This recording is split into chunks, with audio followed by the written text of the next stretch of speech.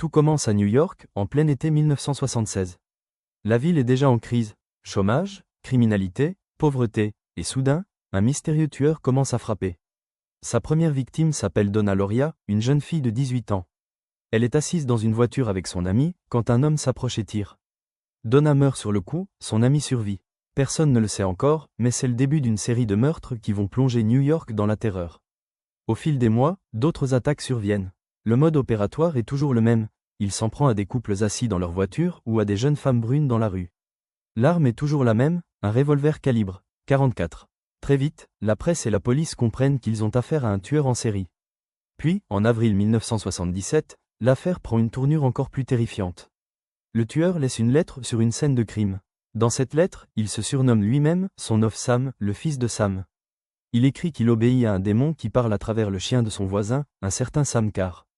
Il dit que ce chien lui ordonne de tuer. Quand la lettre est publiée dans les journaux, c'est la panique totale à New York. Les habitants ont peur de sortir la nuit. Beaucoup de femmes vont même jusqu'à se teindre les cheveux en blond, car la plupart des victimes étaient brunes. La ville vit littéralement dans la peur. La police, elle, mobilise des centaines d'enquêteurs. Plus de 300 policiers travaillent jour et nuit. Des milliers de pistes sont étudiées, mais le « Son of Sam » semble insaisissable.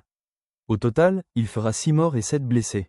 Puis vient enfin le tournant. En août 1977, une femme remarque un homme louche près d'une voiture qui a reçu une contravention. Cette voiture appartient à un certain David Berkowitz. La police le surveille et l'arrête. Quand les enquêteurs l'interpellent, Berkowitz n'essaie même pas de nier.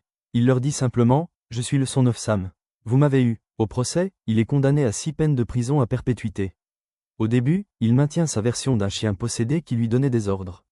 Mais plus tard, il avoue que c'était un mensonge inventé pour paraître fou. Aujourd'hui encore, David Berkowitz est en prison. Il s'est converti au christianisme et se fait appeler « le fils de l'espoir ». Mais pour tout le monde, il restera à jamais le Son of Sam, l'homme qui a terrifié New York à la fin des années 70.